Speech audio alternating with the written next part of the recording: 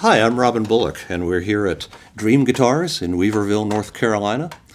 And I've got another one of these crazy altered tunings I'd like to show you. This is a variant of an open C tuning that I learned from listening to one of my guitar idols, the late John Fahey. When Fahey used open C tuning, it was literally an open C. It was all six strings of the guitar were tuned to the three notes of a C major triad, C, E, and G. So his open C tuning was from low string to high string, C, G, C, G, C, E. The top note was E.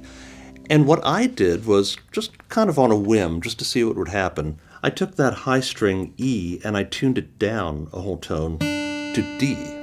So now what I have is, again from low to high, C, G, C, G, C, D. Basically a C ninth chord. I was demonstrating this tuning at the Swananoa Gathering a few years ago, and I said, it's basically a C ninth tuning. I just call it C ninth tuning. I don't have a clever name for it. If anybody else can think of a better name than C ninth tuning, please let me know. And a few of the students suggested I call it K9 tuning for that reason. Needless to say, I was furious that I hadn't thought of that myself. But anyway, so I want to show you some stuff that you can do in K9 tuning and why you would want to use it in the first place. And to demonstrate that, I'm going to take a classic Stephen Foster song that I've recorded a couple of times in that tuning, and we'll talk about how to make it work there. To start with, I'm going to show it to you in standard tuning, just by comparison. I'm going to croak my way through a verse and a chorus, just so you know what we're ultimately looking for. Let us pause in life's pleasures and count its many tears, while we all sup sorrow with the poor. There's a song that will linger forever in our ears. Oh, hard times come again no more. 'Tis a song, a sigh of the weary. Hard times come again no more. Many days you have lingered around my cabin door. Oh, hard times come again no more. And it'll work perfectly well in standard tuning if we want to play it there.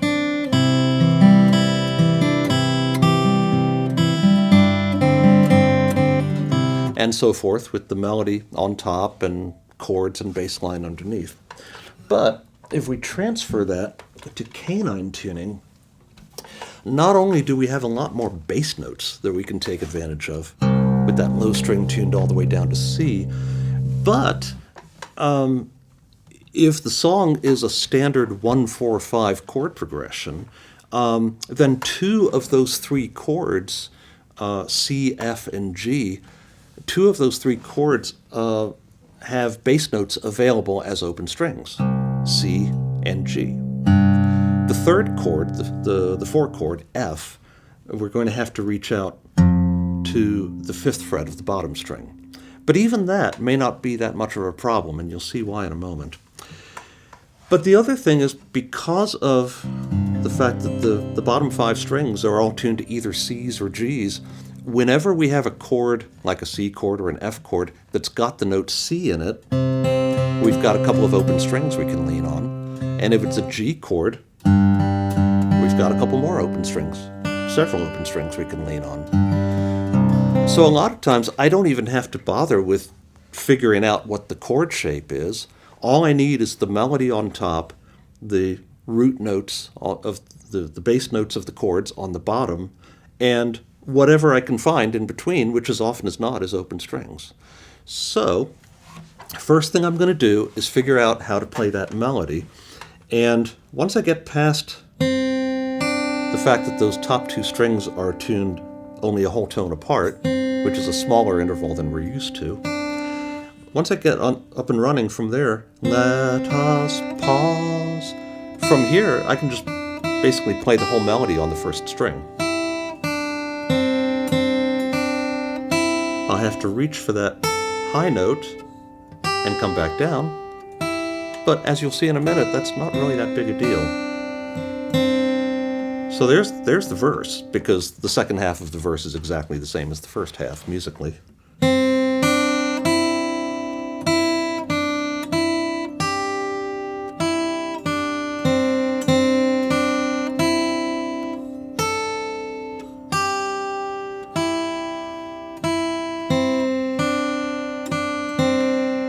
Okay.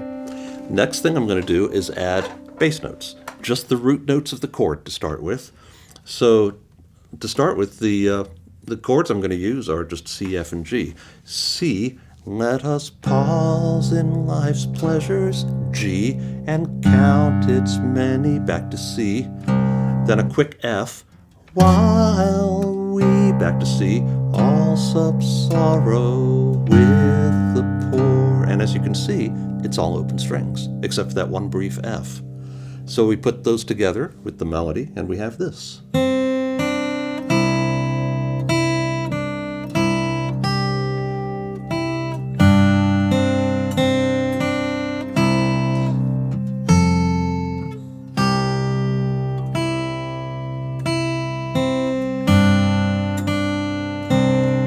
See how much of that is open strings? And even the F in the bass that we had to go out to the 5th fret, that wasn't a problem, because at that point we were playing a melody note on the 7th fret. So it wasn't even a reach.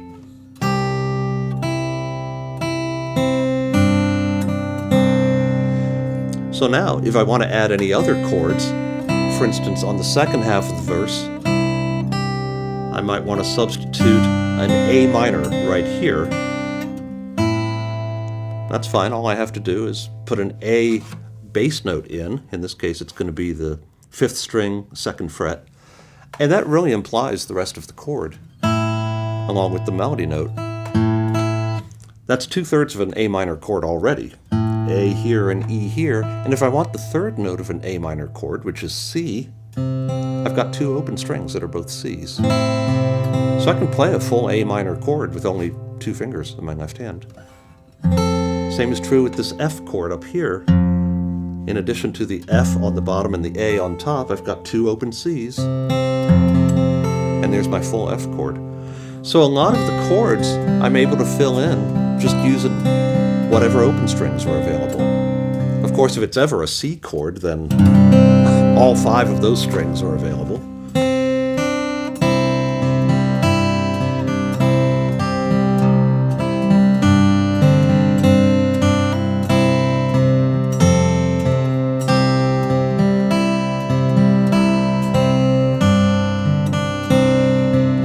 So I'm basically not doing anything different with my left hand than I was doing just a minute ago.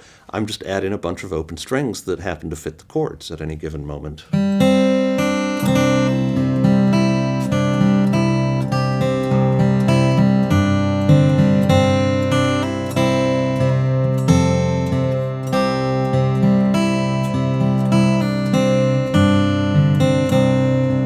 About the only thing I'm doing differently is when I get to that G chord, I'm adding a D as an alternate bass note on the 2nd fret of the 4th string. But even that's optional. You can just hop over it and use the open 3rd string.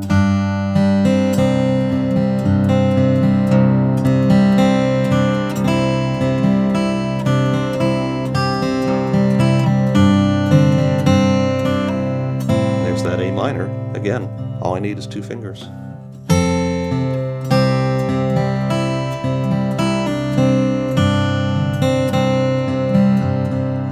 So not only is it a bigger, fuller sound than it would have been in standard tuning, it's actually easier to play. So moving on to the chorus, where we're going to go up to a high note, we're going to go up to the high root note. 'Tis the song, the sigh of the weary. There's that high note, 10th fret of the top string. But it's against a 1 chord, a root chord, a C chord. So the rest of the strings open give us the chord we need. We don't even have to figure out a chord shape up there that'll work. We'll just use the open strings.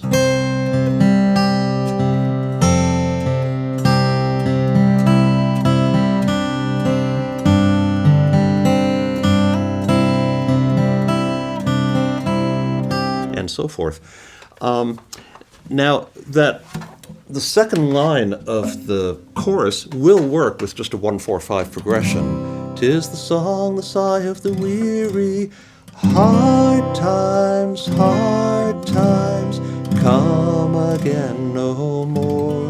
And I've heard it played that way, with nothing more than C, F, and G.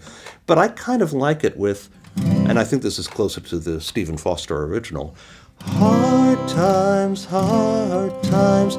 A minor, D or D7th, come again no more. There's a nice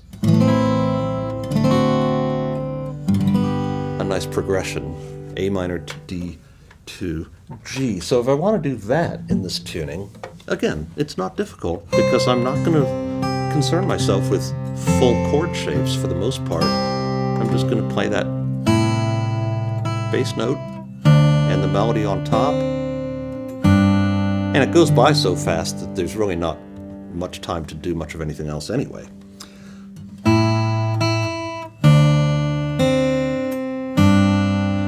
But if I want to make that D chord a little richer, I notice that the melody note is a D and the bass note is also a D. So that might be a little redundant. Maybe I don't want to change the melody, but maybe I could put an F sharp on the bottom instead of a D, because we've already got a D in the melody.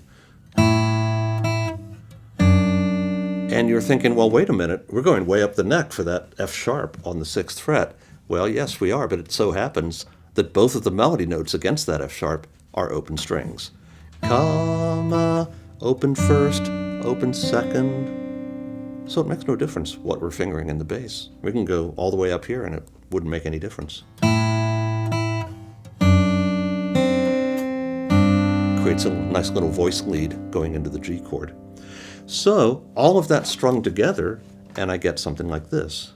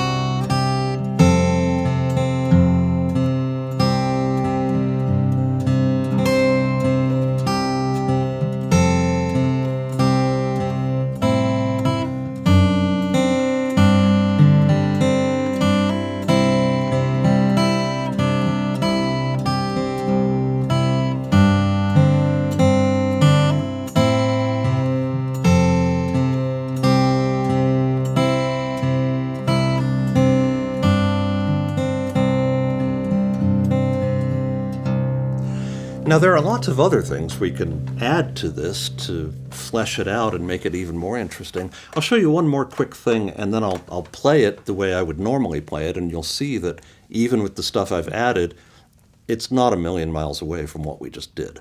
But one thing on the chorus, at the beginning of the chorus, 'tis the song, the sigh of the wind, before we go to the 4 chord there. Since it's just hanging on the 1 chord and the melody isn't really doing much either, song, the sigh of the... Sometimes I like to have a walking bass line from the C, walking down a C major scale to that F chord. So, 'tis the song, the sigh of of the wind. And fortunately, that's not too hard to play, even when we're playing the melody, because the melody is just sitting there on that one note until there, and by that time we're on an open string in the bass.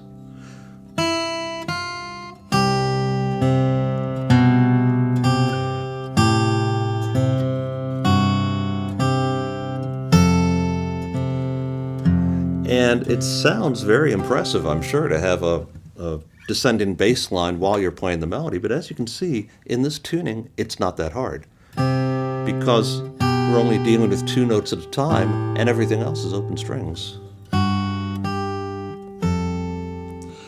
So here's more or less the finished arrangement that I came up with, building on those fundamentals, building on that foundation, and then just adding whatever other bells and whistles I could find that were, convenient to get. Usually in places where the melody pauses, and I just need to fill some space, so I come up with some kind of counter melody in the mid-range or whatever. But this is what I ultimately came up with in this tuning.